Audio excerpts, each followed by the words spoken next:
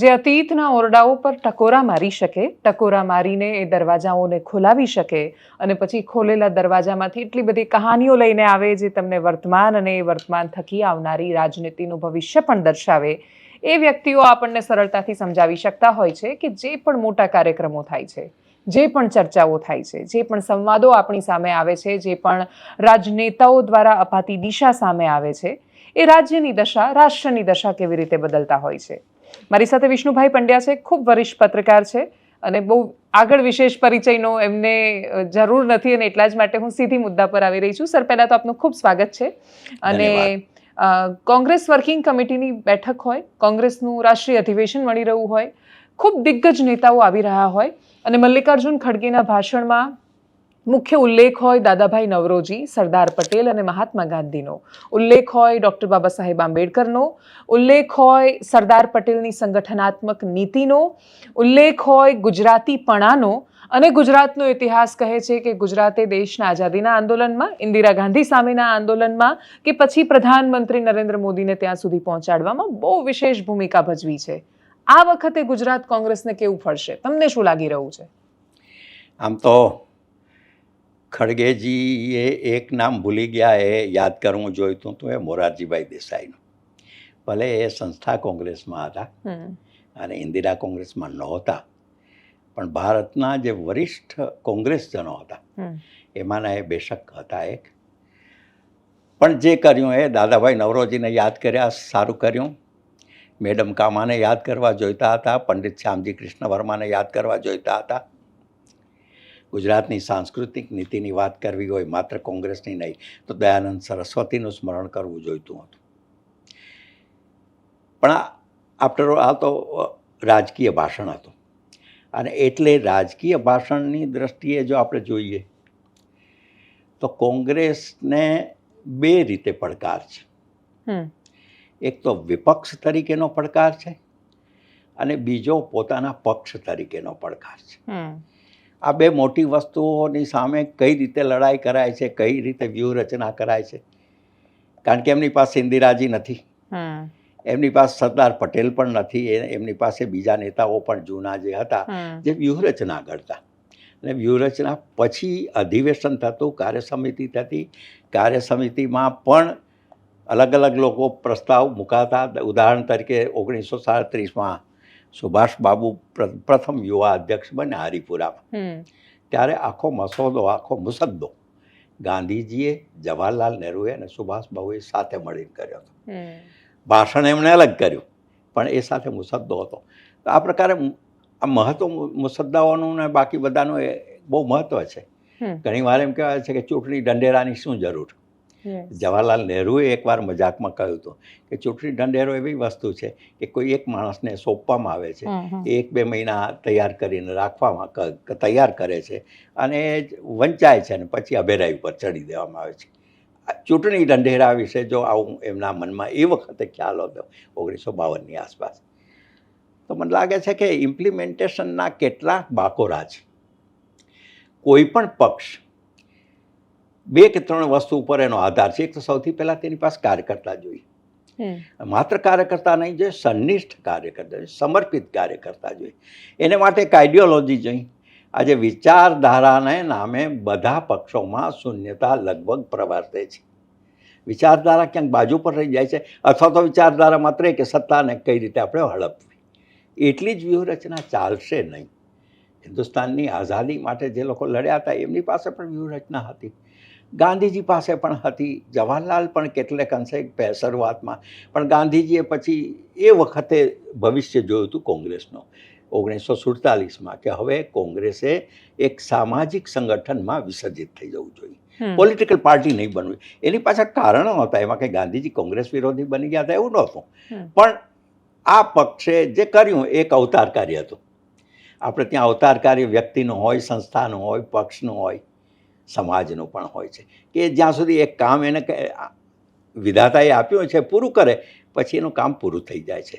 તો કોંગ્રેસનું અવતાર કાર્ય 1947માં પૂરું થઈ ગયું હતું. બહુ કડવી વાસ્તવિકતા છે પણ એ હકીકત છે. એને બદલે કંઈક નવું પરિબળ ઊભું થયું હોત પણ એ ન થયું અને એનું એ ચાલુ રહ્યું. એનું પરિણામ આટલા વર્ષે દેખાય છે અને જે દેખાય છે વેરવિખેર છે. હવે તમે એમ કહો કે આનું ભવિષ્ય શું કોંગ્રેસનું, તો કોઈ પણ મોટો ભવિષ્ય વેચતા પણ એ કહી શકે એમ નથી કે આનું ભવિષ્ય શું. નેતાઓ પણ કહી શકશે નહીં, કારણ કે નેતાઓની પાસે કોઈ એક મોટો એજન્ડા હોવો જોઈએ, એક આખું એનો ભવિષ્યનો પ્લાન હોવો જોઈએ, 100 વર્ષનો પ્લાન હોવો જોઈએ. એ નથી.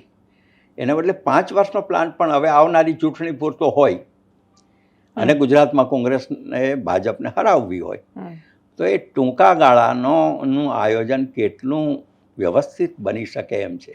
એને માટે કાર્યકર્તા, મેં કહ્યું એમ, નેતા, નાણાં અને લોકોનો વિશ્વાસ. We want credibility. વિશ્વસનીયતા ક્યાંક ખૂટી ગઈ છે, ભરોસો નથી પડતો. બહુ મોટા ભાષણો થાય છે, એ ભાષણો પછી લોકોના ચિત્તમાં એની અસર નથી થતી, એ શબ્દો પહોંચતા નથી. અને પહોંચતા નથી એના કારણો છે કે ભાઈ એ ક્યાંથી માત્ર એક કહેવા ખાતર કહેવાતા હોય અથવા તો એક નાટકમાં ભાગ ભજવવો હોય ને ભૂમિકા ભજવવાની હોય, એ પ્રકારે જો સંવાદો કરવાતા હોય તો ત્યાં પૂરતી સીમિત રહી જાય છે. પણ આપણે જો અપવાદોને વાત કરીએ તો 2014 પહેલા મોરારજી દેસાઈ કે પછી અટલ બિહારી વાજપેયીજીના નેતૃત્વ સિવાય કોંગ્રેસનું શાસન રહ્યું વર્ષો સુધી દેશમાં. કોંગ્રેસ માટે તમે એમ એની ખામીઓ કાઢવા જાઓ તો એક પુસ્તક શું 100 પુસ્તક પણ ઓછા પડે એટલી ખામીઓ હોવા છતાંય, એટલી ટીકાઓ, એટલા સવાલો, બધું જ હોવા છતાંય એ દરેક વખતે ફિનિક્સ પક્ષી કેમ સાબિત થાય છે? એવું શું છે કે જે કોંગ્રેસને સતત જીવતું અને બહુ જ રિલેવન્ટ રાખે છે? જો કે 2014 પહેલાંની આ કોંગ્રેસની વાત કરો તો એનો એ પુણ્ય હતું. અચ્છા, એ પુણ્યના આધારે એને કારણે હતું. પણ જવાહરલાલ નહેરુ એક ઉદ્દાત એક નેતા હતા, મોતીલાલ નહેરુના પુત્ર હતા, ગાંધીજીનો વરદસ્ત હતો, લોકોમાં પણ નહેરુ ચાચા તરીકે વખાણ. પણ તમે એ વખતનું જુઓ ગુજરાતમાં કોંગ્રેસ નહેરુ ચાચા હતા અને ગુજરાત જોઈતું હતું લોકોને, મા ગુજરાત. ત્યારે ગુજરાતની પ્રજાએ આપોઆપ એક બીજા ચાચા ઊભા કરી દીધા. એવો થઈ હિન્દુ ચાચા, હિન્દુલાલ યાજ્ઞિક, વર્ષિત નહેરુ ચાચા, 2 ચાચાઓ. અને નહેરુજીની સભાની સમાંતરે હિન્દુલાલની સભા બહુ ભવ્ય થતી. એક આવેશ હતો બેશક, પણ આવું બને છે નહીં. એટલે મારો સવાલ એ છે કે આમાં મારે સમજવું છે, એટલા માટે પૂછી રહી છું કે જ્યારે ગુજરાત, મહારાષ્ટ્ર, બૃહદ મુંબઈ છૂટું પાડીને 2 રાજ્યો બનાવવાની વાત હતી તો શું મોરારજી દેસાઈ બૃહદ મુંબઈને એક રાખવાના પક્ષમાં અને જવાહરલાલ નહેરુના સમર્થક નેતાઓ છૂટું કરવાના પક્ષમાં નહોતા? ના, એટલી બધી શક્યતાઓ નહોતી. મોરારજીભાઈ અંદરથી તો ગુજરાતી જ હતા. એની આત્મકથામાં પણ ક્યાંક આવો ઉલ્લેખ છે. પણ કોંગ્રેસનો વફાદાર, શિસ્ત પ્રિય માણસ એટલે નહેરુજી અને કોંગ્રેસે જે નક્કી કર્યું છે એ પ્રમાણે વર્તું. એટલે તો અહીં જિદ્દી બનીને ઉપવાસ પર ઉતરેલા. મેં એક પુસ્તકમાં વાંચ્યું હતું કે યુપી ખૂબ મોટું રાજ્ય અને યુપીના કારણે સત્તાનો રસ્તો યુપીથી પહોંચે કેમ કે એટલી બધી સીટ, એટલું જ પાવરફુલ બૃહદ મુંબઈ હતું. અને એટલે જો એના ભાગલા પડી જાય તો એ તો નહેરુના હિતમાં જતું હતું. એટલે નહેરુ પણ અંદરખાને એવું ઈચ્છતા હતા અને એટલે જ મોરારજી દેસાઈ અને જીવરાજ મહેતા સહિતના લોકોને સતત સંઘર્ષો થયા શરૂઆતમાં. પણ એનું મુખ્ય કારણ તો પ્રજા હતી. પ્રજાને અલગ અલગ રાજ્યો જોઈતા હતા. ભાષાવાર, પ્રાંત રચના એ કોંગ્રેસનું ફરજન નહોતી. એ વખતનો જે દાર કમિશનનો આવ્યો, પણ લોકોને જોઈતું હતું કે ભાઈ હવે મારે અમદાવાદથી મુંબઈ જવું પડે મારા વહીવટ માટે, કેમ ચાલે? અને મુંબઈનું જે આમથી મુંબઈનું એક રાજકારણ હતું એ રીતે. હવે ઉત્તર પ્રદેશ પણ જુઓ કે ઉત્તર પ્રદેશના પણ વિભાજન થવું પડ્યું. આવડા મોટા દેશમાં નાના રાજ્યો એ અનિવાર્ય અનિષ્ટ છે, અનિવાર્ય અનિષ્ટ. એના વિના ચાલશે નહીં સાહેબ. આજે પણ વિદર્ભ હું માગું છું કે વિદર્ભને આપવું જોઈએ. અલગ સૌરાષ્ટ્ર જો જોઈતું હોય તો અલગ સૌરાષ્ટ્ર આપવું જોઈએ. આ અંગત મત છે મારો. વિવાદ ઉભો કરી રહ્યા છો તમે. કચ્છ પછી છે મોટું અલગ, એટલે સૌરાષ્ટ્ર કચ્છ એક સાથે થઈ શકે. અચ્છા, કારણ કે અલગ અલગ પ્રજા છે ત્યાંની, અલગ શૈલી છે, અલગ એની ખેવના છે. તો પછી નહીં તો પછી બિલિસ્તાન કેમ ના થઈ શકે રાજ્ય અલગ? બિલિસ્તાન એ અલગાવવાદી ચળવળમાંથી આવે છે. સૌરાષ્ટ્ર અને કચ્છની ચળવળ એ અલગાવવાદીમાંથી નથી આવતી. વિદર્ભ એવું નહીં, એ પણ તો શું માંગી રહ્યા છે કે અમને અલગ રાજ્ય આપો? ના, એક કોઈ એક સમાજને કેન્દ્રમાં રાખીને કોઈ અલગ રાજ્ય ના થઈ શકે. Okay. સમગ્ર સમાજને રાખવો જોઈએ એટલા માટે હું કહું છું. હા, આપણે ખાસા ઇતિહાસમાં જતા રહ્યા, પણ મારો જે મૂળ પ્રશ્ન હતો એ કે કોંગ્રેસમાં એવું શું છે કે જે એને રિલેવન્ટ રાખે છે હજી એ? કેમ કે કોંગ્રેસ દરેક વખતે એવું કહેવાય છે કે આ ખતમ થઈ જશે આ પાર્ટીને, પછી અચાનક કશુંક થાય છે ને પાર્ટી રિવાઇવ થાય છે. એના બે કારણો છે. એક તો લોકતંત્ર છે આપણે ત્યાં, અને લોકોને અલગ અલગ પક્ષોને કસોટી કરવાની એક આદત હોય છે. We are calculative people, Gujarat ખાસ કરીને ગણતરીબાજ એકદમ. આ જોઈએ 1975 જેવા આવડા મોટા જે આંદોલન થયું, નવનિર્માણ આંદોલન, ત્યારે પણ કોંગ્રેસને ગુજરાતમાં ઘણી સીટો મળી હતી. Yes. કારણ શું કે ભાઈ આ ધારે છે કે ભાઈ આપણે બેલેન્સમાં થોડું રહેવું. એક વસ્તુ એ.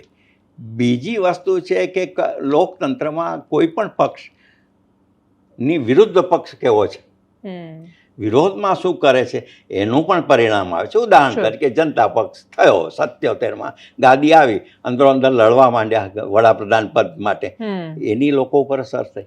પરિણામે ઇન્દિરાજી પાછા આવ્યા. ઇન્દિરાજીને ખાલિસ્તાનને આ ચળવળ નડીને બાકી બધું આવે. પાછું જનતા પાર્ટી આવી, ફરી નરસિંહ રાવ વગેરે આવ્યા. એનું પણ અંદરનું જે ખેંચતાણ હતું કે નરસિંહ રાવને વડાપ્રધાન તરીકે ઈચ્છતા જ નહોતા લોકો. એની સ્મશાન યાત્રા ત્યાં મોકલી દેવામાં આવી, સ્મશાન ત્યાં દિલ્હીમાં એની. એટલે એમના મૃતદેહને કોંગ્રેસ ભવન ન લઈ જવા દીધો. સોનિયા ગાંધીના પોલિટિક્સની ત્યાંથી શરૂઆત. આ પોલિટિક્સ છે ને એક હતું સત્તાવાદ. પાર્ટીમાં જ્યારે આવે છે ને ત્યારે ખતરનાક બની જાય છે. નહેરુ ભલે ગમે તેટલા કે લોકશાહીવાદી હતા, નહેરુમાં સમજવાની એક તાકાત હતી. એ સમજતા, સરદાર સાહેબ સાથે પણ સમજતા કે કોઈ વાર ગુસ્સે થઈ જતા, તો પછી કહેતા કે નહીં આ સરદાર સાચા છે. એવી નેતૃત્વ એવું નથી. આ 2-3 વસ્તુઓને કારણે અને વિરોધ પક્ષની પરસ્પર પક્ષોની એમ કહો નિર્બળતા, એને કારણે એક પક્ષ જાય છે, બીજો આવે છે, બીજો જાય, ત્રીજો આવે છે. આ રોટેશન જેવું થઈ ગયું છે આપણે ત્યાં. હા, એટલે મને બીજું કે જે સત્તામાં આવે છે, જ્યારે એની પાસે ખૂબ સત્તા આવી જાય છે ત્યારે એ ભૂલી જાય છે કે અમે સત્તામાં કેવી રીતે આવ્યા, એ સફર કેવી રહી અને શું કામ અમે સત્તામાં છીએ. અહંકાર તો બહુ મોટું એલિમેન્ટ રહ્યું છે મોટા ભાગે, કેમ કે લોકો પણ એને જોતા હોય છે. લોકો એવું જુએ છે કે આ નેતાને અમે જેવા મોકલ્યા હતા એવા રહ્યા નથી, અને એટલા માટે એ લોકલ લેવલ પર પણ ખાસી બધી અસર કરતું હોય છે. ભારતીય જનતા પાર્ટી આનાથી બચીને રહી શકશે? તમને શું લાગે છે? તમે તો એના સંગઠનને ખૂબ નજીકથી વર્ષોથી જોયું છે. કોઈ પણ પક્ષ બચી શકે નહીં. એમાં કંઈક ને કંઈક આવે, અને એ સનાતન સત્ય છે. મિલોવાન જિલાસ નામનો એક સામ્યવાદી નેતા યુગોસ્લાવિયામાં ઉપવડાપ્રધાન બનેલો. સામ્યવાદની સ્થાપના એણે ત્યાં કરી માર્શલ ટીટોની સાથે. એણે ત્યાં બેસીને એક પુસ્તક લખ્યું છે, ધ અધર ક્લાસ, પ્રિવિલેજ. એણે લખ્યું કે ભાઈ આપણે જેને માટે લડતા હતા એને બદલે આપણે જ પોતે VIP બની ગયા, અધર ક્લાસ થઈ ગયા, આપણે અધિકાર. અને એનું પરિણામ શું આવ્યું કે મિલોવાન જિલાસને જેલ મળી. ટીટો સાહેબ એને કે હવે તમે જાઓ.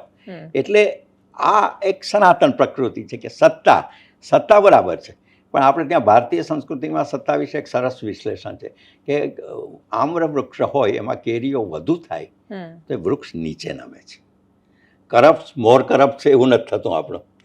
એ સંસ્કૃતિને જો જાળવી રાખવામાં આવે તો કોઈ પણ પક્ષ લાંબુ ટકી શકે, કોઈ પણ પરિબળ આગળ વધે, અને એનો સત જ્યાં સુધી હોય ત્યાં સુધી વધે. એવું થાય છે કે એ બની શકે છે, બહુ સ્વાભાવિક છે, અને એ બને.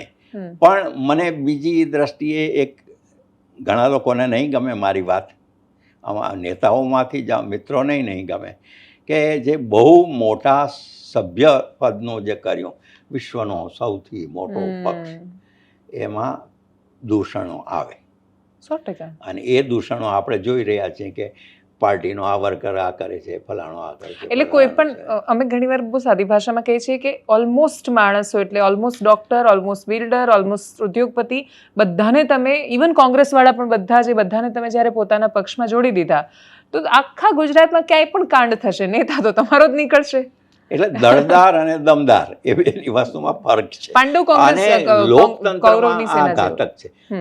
કમ્યુનિસ્ટ કે આ એકાધિકારવાદમાં ઘાતક નથી. ત્યાં વન મેન શો ચાલે છે, ત્યાં મોટા મોટો પક્ષ હોય તો પણ ચાલે, કારણ કે એને તો એક લાકડી હાંકવાના જ બધા. અહીં એ નથી થતું. એટલે એને કારણે પણ આમાં સાવચેત રહેવું જોઈએ. અને ત્રીજી રીતે હાસ્ય જન્માવે એવી વસ્તુ છે કે કેડર પાર્ટી હોય છે મોટે ભાગે સત્તા સુધી પહોંચતી નથી. આપણે કમ્યુનિસ્ટો ઉદાહરણ તરીકે બહુ મથે છે પણ નથી થતા, નહીં તો એ ડેડિકેટેડ છે. એના પોતાના વિચારોને બહુ સમર્પિત આજે છે. પણ એ માઓ અને લેનિનને નમન કરે છે. પણ હા, અને ગુજરાતમાં રહીને પણ એ કરે છે, એટલે એ બહુ ગજબ વાત છે ને કે આ સમયમાં એવું ટકી રહેવું કે વળગીને રહેવું. હા, એટલે એક પ્રકારનો એ બસ એમાં સંતોષ માનવાનો, એમ કે વળગી રહેવું. તમે 2-3 વાર આમાં સામ્યવાદની વાત કરી, એટલે આપણી આ ચર્ચાનો વિષય સીધો ન હોવા છતાં મારે એ સમજવું છે કે આખી દુનિયામાં જમણેરી વિચારધારાના આટલા ઉદય અથવા પ્રભાવનું કારણ તમને શું લાગી રહ્યું છે? સાહેબ, આ એકદમ ગલત ધારણા છે. કોઈ ડાબેરી નથી, કોઈ જમણેરી નથી. વર્તમાન વ્યવસ્થામાં સત્તા કેન્દ્રી છે. ઇવન ટ્રમ્પ એ કંઈ જમણેરી નથી, પુતિન કંઈ ડાબેરી નથી. પુતિન તો ડાબેરી નથી જ નથી. એને એકાધિકારવાદી છે. એનો વારસો પેલા ગોર્બાચોવ પછી જે યેલ્ત્સિન નામનો એક ગાંડો માણસ આવ્યો એનો વારસદાર છે. અને હમણાં જે એક પુસ્તક મેં વાંચ્યું, ધ પેટ્રિયટ, એમાં એના જે વિરોધમાં જે લોકો છે એને મારી નાખે છે. કેટલાયને મારી નાખ્યા, અને હજી કોને ખબર કેટલા. અને એની પ્રકૃતિ, સાહેબ, 1 કરોડ લોકોને એણે મારી નાખ્યા. સોલ્ઝેનિત્ઝીને ગુલાગાર કી પિલેકો નામનો ગ્રંથ લખ્યો છે, એમાં આની દાસ્તાન છે. ચીનમાં આ રીતે સાંસ્કૃતિક ક્રાંતિનું પરિણામ શું આવ્યું? માઓ ત્સે-તુંગ અને બાકી બધાની પાછી કોટરીને એને પણ સજા થઈ. એક પછી કે આ લોકો મુગલ બાદશાહોથી કમ નથી. સામ્યવાદ અને મુગલ બાદશાહોની વચ્ચે આ એક સરખામણી છે કે એક સરખો સામ્ય છે કે એ પોતાના લોકોને મારી નાખે છે અને પોતે સત્તા ઉપર રહે છે. આ આપણે ત્યાં નથી. ભારતમાં આ શક્ય નથી. કદાચ ભારતની આ સુંદરતા પણ છે. જો કે હું તો એવું માનું છું કે આપણી આ બ્યુટી છે અને આપણી આ તાકાત પણ છે. હા, એ આપણી તાકાત છે, બેશક, અને શક્તિ છે જ. આ જ થવું જોઈએ. છેવટે તો આપણે જે વસુધૈવ કુટુંબકમને એકમ સત વિપ્રા બહુધા વદંતી કહીએ છીએ કે ભાઈ સત્ય એક છે, માર્ગ ભૂમિકા જ્યાં સુધી રાખો ત્યાં સુધી આપણું સત્વ ટકે. જે દિવસે નહોતી ત્યારે આપણું પણ ખેદાન મેદાન થયું છે.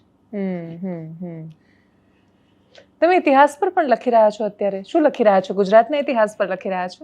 ના, અત્યારે જેવું મેં લીધું છે, ઇમરજન્સીને 50 વર્ષ પૂરા થયા છે. એટલે ભૂલવા નહીં દો તમે. એક વર્ષનો અનુભવ છે મારો જેલનો. એ દરમિયાન આખા દેશમાં શું બન્યું એક તો મેં લખેલું એ સમયે, મીસાવાસ્યમ. પણ હવે એક મીસાવાસીની જેલ કથા આવું લખું છું. અને એમાં આખા ઘણા બધા તથ્યો બહાર આવે છે. અટલજીના, અડવાણીજી, આ તે બધા જે બધું એમાં, ભલે કેન્દ્રમાં હું છું પણ તો પણ આ કરું છું. એક કારણ છે. બાકી તો પોલિટિકલ હિસ્ટ્રી હમણાં થોડી ઓછી થઈ ગઈ છે. પોલિટિકલ હિસ્ટ્રીમાં આજકાલ પોલિટિકલમાં લખવા જેવું કશું નથી. વાત સાચી છે. લખવું, પણ મારે એક વાત કોંગ્રેસ વિશે જરાક કરવી છે. અને એ છે કે ગુજરાતના કનેક્શન સાથે કોંગ્રેસ, એમાં તમે 6 કે 7 અધિવેશનો થયા ગુજરાતમાં. દરેકમાં જુઓ કંઈક ને કંઈક વિભાજન આવ્યું છે. આ જે એક પ્રકૃતિ કહો કે એક સંઘર્ષની આદત કહો કે સંસ્થાગત વિચારધારાની લડાઈ કહો, ગમે તે. ઉદાહરણ તરીકે પહેલું જે થયું એ તો આશ્ચર્ય આપે એવું નથી. મુંબઈમાં અધિવેશન થયું સર્તેજપાલમાં, એમાં 30 જેટલા ગુજરાતીઓ હતા અને 30 સાથે રહ્યા હતા. એનો જે સ્થાપક હતો એલેનો ઓક્ટેવિયન યુમ, એ માણસ 1857માં બ્રિટિશ ઓફિસર હતો અને વિપ્લવીઓ એની ઘેરી વળ્યા હતા, એમાંથી માંડ ભાગ્યો હતો. આ કથ્ય કોઈ કહેતું નથી. ભલો માણસ હતો, આ હતો, તે બધું હતું. ભાઈ એણે જોયું કે જો પ્રજા અને સત્તાની વચ્ચે કોઈ નહીં આવે, સેતુ નહીં આવે તો નહીં થાય. એટલે એણે એ વખતના વાઇસરોયને પણ કહ્યું અને વાઇસરોયે હા પાડી. બંને સાથે મળી અને આ સંસ્થા રચી. સંસ્થા પછી આગળ ચાલી. પણ આપણે ત્યાં 1902માં પહેલું અધિવેશન થયું. 18મું અધિવેશન હતું. સુરેન્દ્રનાથ બેનર્જી એના અધ્યક્ષ હતા. ઓકે. હા. અને ગુજરાતમાં અમદાવાદના આંગણે એટલે એક અખબારે તો એવું લખ્યું કે શ્રીમતી મહાદેવી કોંગ્રેસનું આગમન થઈ ચૂક્યું છે. આહા. એટલે આમ રસપ્રદ હતું. પણ એ વખતે જ ફાંટા પડવાની શરૂ થઈ. આપણે ત્યાં એ વખતના સ્વાગત પ્રમુખ હતા દિવાન બહાદુર અંબાલાલ સાકરભાઈ દેસાઈ અચ્છા. કોંગ્રેસના. હમ. અને લોકમાન્ય ટિળકે એની આલોચના કરી હતી હમ.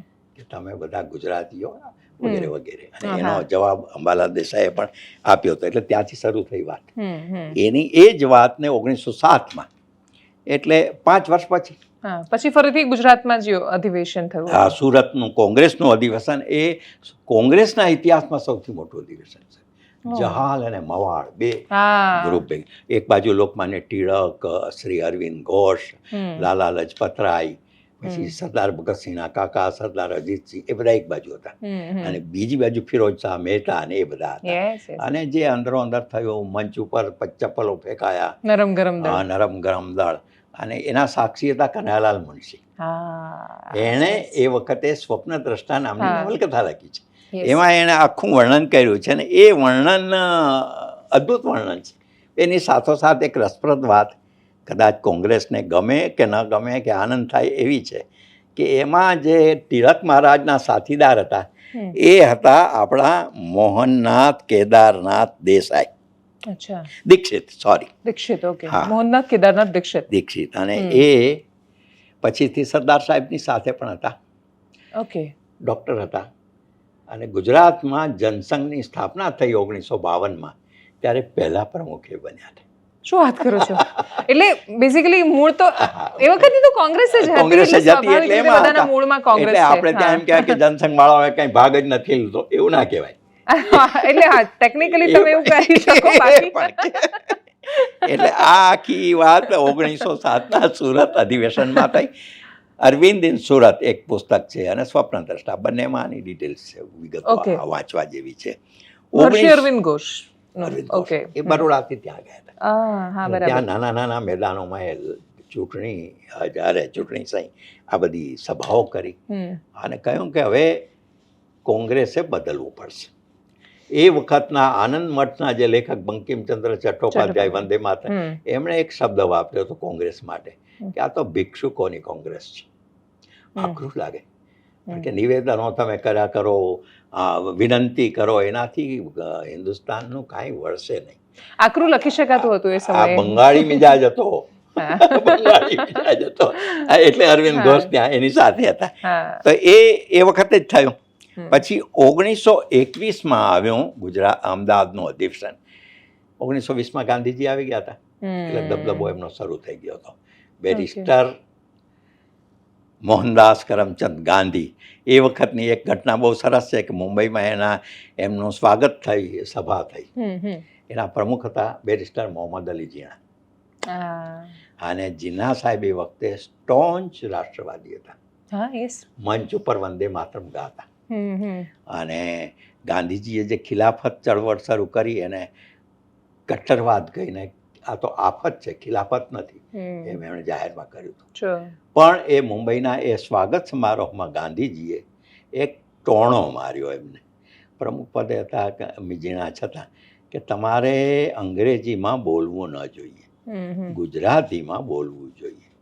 ત્યાંથી આ માણસના મનમાં ખટકી ગયું કે આ માણસ ભવિષ્યમાં સાર્વજનિક જીવનમાં આપણી સમકક્ષ નહીં રહી શકે, આપણે એની સાથે નહીં રહી શકીએ.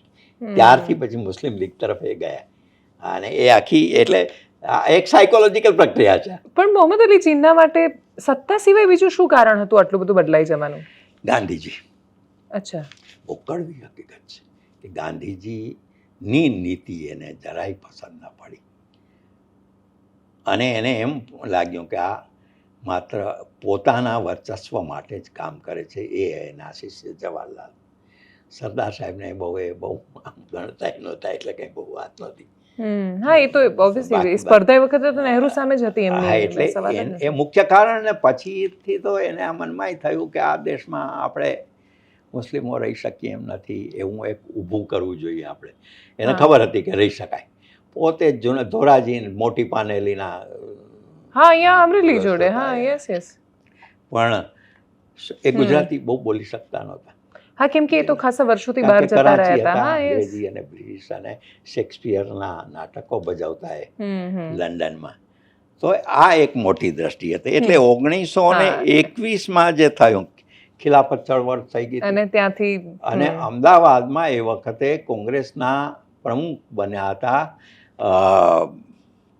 હકીમ અજમલ ખાન.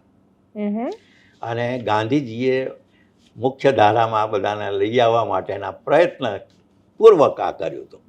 તો એ વખતે હસરત મોહાની નામનો એક ક્રાંતિકારી માણસ કોંગ્રેસમાં એ આવ્યો, એને કંઈક પ્રસ્તાવ મૂક્યો. ગાંધીજી જેવા ગાંધીજી એનો વિરોધ કર્યો અને આખો પ્રસ્તાવ એને રદ કરવો પડ્યો. આ 1921. એટલે જો દરેક અધિવેશનમાં કંઈક ને કંઈક ભાગલા નહીં કહીએ આપણે, પણ બે અસહમતિઓનો પક્ષ રહ્યો છે એમ પણ વિચારભેદ કોંગ્રેસ તો. શરૂ થયા અને ધીરે ધીરે વિચારભેદની ખાઈ હા, વધતી એ ચાલી. દ્રઢ બનતા ગયા. 1938માં એના પછીનું તરત સુભાષબાબુ મુખ્ય અધ્યક્ષ બન્યા હરિપુરામાં. અને એ વખતે જે સુભાષબાબુનો માર્ગ હતો એ સીધો સટ હતો કે ભાઈ આપણે લડવું પડશે. હજી પણ ગાંધીજીના મનમાં એમ હતું કે ના લડીએ તો સારું. એમના બ્રિટિશરો પ્રત્યે એમનો આમ આદર હતો. બહુ મોડેથી આદર ના ગયો, 1942માં છે, એ પહેલાં નહોતો થયો. તો સુભાષબાબુ પ્રમુખ તો બન્યા. એ થયું સરદાર સાહેબે એ વખતે વિઠ્ઠલનગર નામનું ત્યાં કોલોની રચીને સરસ કામ પણ કર્યું. પણ પછી બીજું જે ત્રિપુરી અધિવેશન એના પછીના વર્ષમાં થયું, એમાં સુભાષબાબુ કહે કે મારે ફરી વાર ચૂંટણી લડવી છે. ગાંધીજીને ભય લાગ્યો હશે કે ગમ્યું નહીં હોય કે જે હોય, કારણ કે ધીમે ધીમે સુભાષ જવાહરની જોડી આખા દેશમાં એક ખ્યાત બની ગઈ હતી કે ભાઈ આ સીધી ફાઇટ કરો હવે. તો ચૂંટણી લડ્યા. ચૂંટણીમાં ગાંધીજીએ પોતાના ઉમેદવાર ઊભા રાખ્યા, પટ્ટાભી સીતારામૈયાને, અને પટ્ટાભી સીતારામૈયા હાર્યા. એટલે જાહેરમાં ગાંધીજી કહ્યું કે પટ્ટાભીની હાર એ મારી હાર છે. પેલો પ્રમુખ બન્યા છે એની પક્ષના કોંગ્રેસના, એની સામે આટલું. એટલે જો મતભેદ ક્યારે ખાઈ કેટલી ઊંડી થાય છે, આ વાત થઈ. પછી સુભાષબાબુએ પોતાનું એક અલગ જૂથ કોંગ્રેસમાં છે. આ મજાની વાત છે. કોંગ્રેસની અંદર જ એણે ફોરવર્ડ બ્લોકની સ્થાપના કરી. એના પછી થોડાક વર્ષો પછી સમાજવાદી દળ નામનું જૂથ પણ કોંગ્રેસમાં હતું, જેમાં જયપ્રકાશ ને બાકી બધા લોકો. તો કાઢી મૂક્યા સુભાષબાબુને. આ મોટું જેવું સુરત એવું જ ત્રિપુરીમાં બન્યું. પછી 1961 સંસ્થા કોંગ્રેસનો દબદબો. ગાંધીજી તો હતા નહીં. ભાવનગરમાં. અને ભાવનગરના એ મેદાનનું નામ ગધેડિયા ફિલ્ડ છે, પછી બદલાયું. ત્યાં અધિવેશન થયું. ગધેડા તો અત્યારે બહુ ચર્ચામાં છે, પણ ફિલ્ડ વિષય આખો અલગ છે. ફિલ્ડ વિષય છે. અને એ વખતે ત્યાં નીલમ સંજીવ રેડ્ડી પ્રમુખ હતા. અને એણે એક મમરો મૂક્યો, સાહેબ કોંગ્રેસમાં હોદ્દેદારો જે છે એણે 10 વર્ષથી વધારે સત્તા ઉપર પદ ઉપર રહેવું જોઈએ નહીં. અને એનો શિકાર, પહેલો શિકાર ગુજરાતનો મુખ્યમંત્રી થાય છે, ડૉક્ટર જીવરાજ મહેતા, કે ના તમને 10 વર્ષ થઈ ગયા, હવે તમારે રહેવું. ચૂંટણી જીતે છે છતાં. અને બિચારો આખરે હારે છે, થાકી જાય છે હારે એટલે. પણ એની સામે કોંગ્રેસમાંથી જ એક પ્રસ્તાવ આવવાનો હતો અવિશ્વાસનો. હિન્દુસ્તાનના ઇતિહાસમાં એવું ક્યાંય નથી બધું. કોંગ્રેસનો જ મુખ્યમંત્રી, કોંગ્રેસના જ એના પક્ષના સભ્યો એની સામે અવિશ્વાસ. આટલી ઘટના સુધી એ પહોંચ્યા હતા. એટલે એ થયું. અને સંસ્થા કોંગ્રેસ હતી એ વખતે, એટલે છેલ્લું સંસ્થા કોંગ્રેસનું અધિવેશન 1969માં થયું ગાંધીનગરમાં. એ સંસ્થા કોંગ્રેસનું હતું. વિભાજન અત્યારની કોંગ્રેસ પોતાનું અધિવેશન નથી ગણતી. એટલે ઇન્ડિકેટ સિન્ડિકેટના વાત શરૂ થઈ ગઈ હતી. અને એમાં એ ભાગલા પછીનું પહેલું અધિવેશન હતું. નિજલિંગપ્પા પ્રમુખ હતા. અને એ પછી 1 મહિનામાં ઇન્દિરાજીએ મુંબઈમાં અધિવેશન કર્યું, ઇન્દિરા કોંગ્રેસનું. આ તો બધા એક નિમિત્તો છે. સંસ્થા કોંગ્રેસને દેવરાજ અર્શ કોંગ્રેસ નામ મળ્યું હતું. આજે આપણને ખબર નથી કે દેવરાજ અર્શ ક્યાં ગયા. 1977માં વિલીનીકરણ કર્યું, જનતા પક્ષમાં ગયા. એવું જ જનસંઘે પણ કર્યું હતું. હા પણ જનસંઘે પછી એનો પુનરાવતાર લીધો 1987માં ભારતીય ભારતીય જનતા જનતા પાર્ટીના પાર્ટી સ્વરૂપમાં. સંસ્થા કોંગ્રેસે ન કરી શકે. હમ. એટલે હું તમને કહું છું ને કે પક્ષનું પોતાનું એક તપ હોય છે, હમ. અવતાર કાર્ય હોય છે. એ અવતાર કાર્ય પૂરું થયા પછી એનું કોઈ મૂલ્યાંકન, એનું મૂલ્ય રહેતું નથી. કેટલા પક્ષો આવ્યા. આજે આપણે ત્યાં અમદાવાદમાં 2 જગ્યાએ તમે પાટિયા જોશો, મહાગુજરાત જનતા પરિષદ અને નૂતન મહાગુજરાત જનતા પરિષદ. ક્યાં ગયા? 1956માં દબદબો હતો સાહેબ ઇન્દુલાલ યાજ્ઞિક, હમ. અને લડ્યા હતા પણ એ જીતી નહીં શક્યા. એટલે આ એક આખી જે આપણે ત્યાં થાય છે, અને આ વાત ભૂલી જવાય છે કે ઇન્દિરા કોંગ્રેસમાંથી પણ ગુજરાતમાં 1-5 છૂટી પડી હતી 1985માં હમ.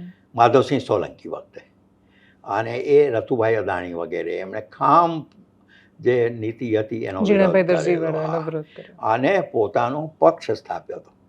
રાષ્ટ્રીય કોંગ્રેસ એનું નામ હતું. હમ. અને એ વખતે એમની ખેવના હતી કે આખા દેશમાં કોંગ્રેસ વિરોધી જે પરિબળો હોય એને બોલાવો. હા. શેખ અબ્દુલ્લા પણ આવ્યા હતા, હમ. બાકી કેટલાક આવ્યા હતા, અને એ ઈચ્છા હતી કે આ ગુજરાતમાં બને. પણ ગુજરાત આપણે જાણીએ છીએ કેલ્ક્યુલેટિવ છે, પ્રજા એમ બહુ જલ્દીથી કોઈના ઉપર વિશ્વાસ નથી મૂકતી. અને પછી મૂકે ત્યારે એટલો બધો દિલ ફાડીને મૂકે છે કે 35 વર્ષ સુધી હલાવતી જ નથી.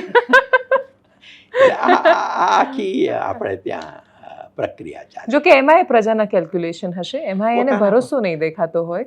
પ્રજા એને છેવટે option તો નહીં દેખાતો. લોકતંત્રમાં પ્રજા જ સર્વોપરી છે. આમ ગણો તો આમ છે, પણ નામ શું- નથી. હા, એટલે હું એ જ પૂછું છું કે શું હવેના લોકતંત્રમાં, વર્તમાન ચૂંટણીની વ્યવસ્થાઓમાં જે પ્રકારે અનહદ ખર્ચ થાય છે, જે પ્રકારે ઉમેદવારોનું ચયન થાય છે, જે પ્રકારે પક્ષનો સિમ્બોલ અને વ્યક્તિઓના નામ પર ચૂંટણીઓ લડાય છે, એ જોતા પ્રજા ક્યાં સર્વોપરી છે? આમાં તો એક નોર્મલ માણસ છે, કાલે એને એવો વિચાર આવ્યો કે મારે ઇલેક્શન લડવું છે, પહેલાં તો એને એવો વિચાર જ નહીં આવે. અને જો આવશે તો પણ એ લોકતંત્રમાં એનું એટલું સૌભાગ્ય તો નહીં બચે કે એ પોતાની એટલી જગ્યા પણ ઊભી કરી શકે કે એનું નામ પણ કોઈને ખબર પડે કે આવો કોઈ માણસ લડી રહ્યો છે. શું પ્રજાને ભરોસો કરતા એ રસ છે ગુજરાતના સંદર્ભે? ગુજરાતના સંદર્ભે તમે જુઓ તો જ્યારે આંદોલનો થયા છે, હા, ત્યારે પક્ષનો એક આવેશ નૂતન રચનાનો થયો. હમ. 1956ના મહાગુજરાત આંદોલન એ ગુજરાતને કારણે થયું. હમ.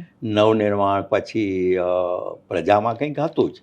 એ વખતે પણ વિરોધ પક્ષો એકત્રિત નહોતા, એટલે એકત્રિત થવા પડ્યા, મજબૂર થયા. હમ. સંસ્થા કોંગ્રેસ, ભારતીય લોકદળ, સમાજવાદી, જનસંઘ બધા ભેગા થયા. પહેલાં તો એક નાનકડી સમિતિ જ રચી હતી 1974માં, અને એમાં આપણા કેડી દેસાઈ અને સીટી દરુ જેવા બૌદ્ધિકોએ બહુ મોટો ભાગ ભજવ્યો. મનુભાઈ પંચોળી, ઉમાશંકર જોશી, માવળંકર બધાએ. અને એને કારણે એ થયું. અને પછી તો ઇમરજન્સી આવી, એટલે થેન્ક્સ ટુ ઇમરજન્સી વિરોધ પક્ષો એકત્રિત થયા. જે અહીં નહોતા થયા એટલે જેલમાં થયા. કોમન મિનિમમ પ્રોગ્રામ બન્યો. અશોક મહેતા એ જ કહેતું કે આપણે અહીં બહાર નહીં કરી શકીએ તો જેલમાં થવું પડશે. હા, કેમ કે અને બીજું કે ઇન્દિરા ગાંધીએ એટલો સહયોગ કર્યો કે બધાને સાથે જેલમાં જ પૂરો. અને આ અસ્તિત્વની લડાઈ જેવું થયું કે એક સાંભળો તમે, એક મેન્ટેનન્સ ઓફ પ્રતિકાર કરવો પડશે. મિસાનો આવડો મોટો ઉપયોગ, 1,10,000 લોકો જેલોમાં આખા દેશમાં. 2-3 લોકોની તો દયનીય ચિકિત્સા જ ખોટી થઈ. જેપીની ચિકિત્સા ખોટી થઈ હતી, એમાં એને કિડની ફેલ થઈ. અટલ બિહારી વાજપેયીને એકને બદલે બીજું ઓપરેશન કરાવી દેવું પડ્યું હતું બેંગ્લોરના ડૉક્ટરોએ. આવી હાલત થઈ છે, અને 100 લોકો મર્યા છે ઇમરજન્સી દરમિયાન જેલોમાં. એટલે આ નાની ઘટનાઓ નથી, પણ એનું આપણે ત્યાં મૂલ્ય પછી ઓછું થઈ જાય છે.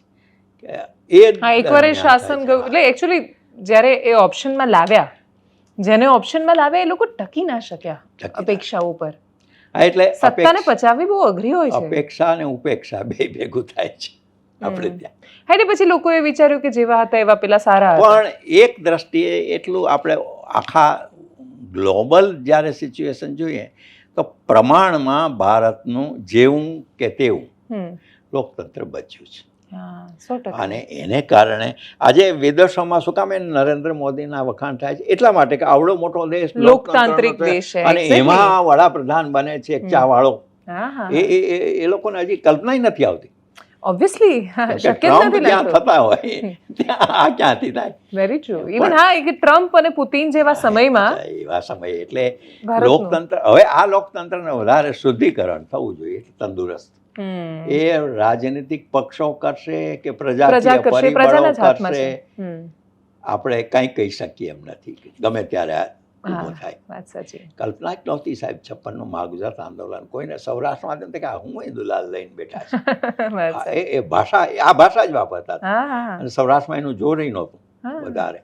અહીં આ ઉત્તર ગુજરાત ને મધ્ય ગુજરાત ને દક્ષિણ ગુજરાતમાં જ હતું. અમદાવાદ વડોદરા બહુ મોટું સેન્ટર વડોદરામાં. બન્યા. વડોદરામાં અને એ વખતે- વિદ્યાર્થીઓ અને ખાસા બધા. નવનિર્માણમાં મોરબીથી માંડીને હા યસ યસ. અમદાવાદ એ જે હમ. મોટો, એ છોકરાઓ જ હતા. છોકરાઓ. પક્ષો નહોતા એ વખતે એની સાથે. પક્ષો તો પછી આવ્યા, કેમ કે એમને આ થયું કે લાગ્યું કે આ તો બહુ મોટું આંદોલન છે, એટલે સાથે સ્વયંભૂ જોડાયા. હતું. જ્યારે દરેકને એવું લાગે ને કે આ મારી વાત છે, કે આ મારો મુદ્દો છે અથવા આ મારી પીડા છે, ત્યારે એ ઊભું થાય અને છે. એ વખતે મોંઘવારી, બેકારી અને એ જ મુદ્દાઓ હતા જે હા, આજે છે. મેસમાં ભાવ વધ્યો, હા. ના પોસાયો, એટલે એ વન ઓફ ધી રીઝન પણ એનું એક બીજું, તમે આર્થિક જુઓ, કદાચ હું બહુ સંમત નહીં થાઓ તમે, પણ લોકોની ખરીદ શક્તિ અને લોકોની આર્થિક નીતિ, આર્થિક સંપન્નતા વધી છે. સામાન્યમાં સામાન્ય ઝૂંપડપટ્ટીમાં પણ આજે એસી છે, ફ્રીજ છે, ટીવી છે. હવે તમે એમ કહો કે એ તો પણ કંઈક ખરીદ શક્તિ એની હશે અને ના ના ડેફિનેટલી આર્થિકતા- દેશમાં તો ખૂબ આર્થિક સંપન્ન, અને એટલે બીજું કે આ તમે થાય. કહી શકો કેમ કે એટલે આ તમે પહેલાનો આંદોલનને સમય જોયો મોંઘવારી નથી નડતી. નથી એના નડતી. બીજા રસ્તા છે. જે કર્મચારીઓ છે તો ભ્રષ્ટાચાર કરી લે, વધારે કમાઈ લેતા Yes, હશે. yes, yes. મોટા ઉદ્યોગપતિઓ છે એને તો એમની કંઈ પાસે વધારે. પોતાના રસ્તા છે. સામાન્ય મધ્યમ વર્ગને માટે આ ચિંતાનો વિષય થાય, પણ એ પણ હવે ધીરે ધીરે કમાણી કરતો જો કે થયો એક હોય. સારી અવસ્થા એ છે કે મિડલ ક્લાસનું અસ્તિત્વ જ બહુ જ ઓછું ઘટી રહ્યું છે. એ કાં તો હા, અપર એ મિડલ કાં ક્લાસ તો બાજુ ગરીબ જઈ થાય રહ્યો છે, છે, અને કાં તો ગરીબ થઈ રહ્યો છે અને કાં ઉપર જઈ રહ્યો છે. મોટે ભાગે ગરીબ હવે નથી થતો, એ હા, હા, yes, આપણે yes. જાણમાં આવે છે. હમ, હમ. કે- ના ના, એ તમે કહી શકો કેમ કે તમે એ સમય પણ જોયો છે હા. અને તમે અત્યારે પણ જોઈ રહ્યા છો. હમણાં મેં શાહબુદ્દીન રાઠોડનો ઇન્ટરવ્યુ કર્યો, તમે એવું જ કહી રહ્યા હતા એમ કે અત્યારે આ બધા જે રીતે, તો કે પહેલા તો કાજુ બદામના ખાલી ડબ્બા જ જોયા હશે બધાએ, અત્યારે તો કાજુ કારેલામાં નાખીને ખાય છે. તો સમય તો સ્ટેશને બદલાયો. જોયા નહોતા, ટ્રેનમાં બેસવું એ પણ આ કલ્પનાની બહારનું હતું. હવે આટલા બધા એરપોર્ટ્સ છે, અને દીનદયાળ બહુ જ. ઉપાધ્યાય, હું 1967ની વાત કરું તો એ માણાવદરમાં એક કાર્યકર્તાની હત્યા થયેલી જનસંઘના, હમ. ગોરધનભાઈ ચૌહાણ, એને મળવા આવેલા છે દિલ્હીથી. હમ. તો જુનાગઢથી મને સોંપવામાં આવ્યું હતું દીનદયાળજીને સાચવીને, કારણ માણાવદર મારું વતન. હા હા. તો જુનાગઢથી અમે 3rd ક્લાસ ટ્રેનમાં ભીડભાડમાં ઊભા ત્યાં ગયા. પાછા એ જ હાલતમાં, પાછા થોડી ઉપરની પાટલી મળી ગઈ એટલે ઉપર એ થોડા સૂઈ ગયા. હમ. અને આવી આ હાલતમાં પંડિત દીનદયાળ આપણા ઉપાધ્યાય. નેતાઓ હતા. હમ. એટલે એ જોકે એ હવે શક્ય નથી. જો કે નેતા પ્રજામાંથી આવતા હતા, એટલે ખાસ પ્રજાનું પ્રતિબિંબ એમાં આ છલકાતું પ્રજામાંથી હતું. જ આવે છે ને, હા, આમ ગણો તો એટલે- ક્યાંથી આવે છે. એટલે હવે તો ના, એટલે આકાશમાંથી મંગળ પરથી તો નથી જ આવતા. પણ સંપન્નતા અને સગવડતા હા. એ બે વધ્યા છે. હમ, હમ. બધામાં વધ્યા છે, એકમાં વધ્યા છે એવું કશું નહીં. કોઈ એવો ગરીબ પક્ષ ના આપણે ના, કોઈ ગરીબ બતાવો. નથી. ઇવન આજે હું કોંગ્રેસના અધિવેશનમાં ત્યાં જઈને આવી, એમ તો ગાડીઓ તો ત્યાંય સરસ જ છે, હા. વ્યવસ્થા ત્યાં પણ સારી જ છે. ઓબ્વિયસલી ભાજપ જેવી નથી. ભાજપ બહુ જ પ્રોફેશનલ ને બહુ જ આગળ વધી ગઈ છે, એટલે એની સરખામણી કરવી અત્યારે બહુ કપરી હા, છે. એ તો સ્વાભાવિક છે. સત્તા ઉપર છે એમની બેઠેલા અત્યારે, પક્ષની. બધે જ સત્તા છે, એટલે એ બહુ સ્વાભાવિક છે, એટલે સરખામણી જ શક્ય નથી. પણ કોંગ્રેસ કઈ ગરીબ નથી, અને કોંગ્રેસના નેતાઓ તો બિલકુલ ગરીબ નથી. સાહેબ, હું તો એમ માનું છું કે સીપીઆઈ અને સીપીએમ એ ગરીબ નથી હા. આજે. એક જમાનો હતો કે બિચારા લુખ્ખા હતા સમાજવાદીઓ, બધા થેલો લઈને નીકળતા, અને મેં જોયા છે ડૉક્ટર લોહિયાને અને જ્યોર્જ ફર્નાન્ડિસને. યસ. એ માણસો નહીં, અદ્ભુત એ લોકો. પણ એણે જાતે સ્વીકારેલી ગરીબી હતી. હમ, હમ. એ ધાર્યું હોત તો એ ઘણું કરી શક્યા હોત, Yes, yes. પણ એમણે એ ન કર્યું. હવે એવું નથી કરવું એવું માનનારો વર્ગ હજી વધવો જોઈએ. એવો વર્ગ જો વધશે તો આપણે હજુ વધારે મજબૂતાઈથી ટકીને રહીશું. ભલીવાર છે. યસ, તો ભલીવાર છે. Thank you so much for joining us sir. ખૂબ મજા આવી. Thank you. ચાલ્યા કરે. કટ.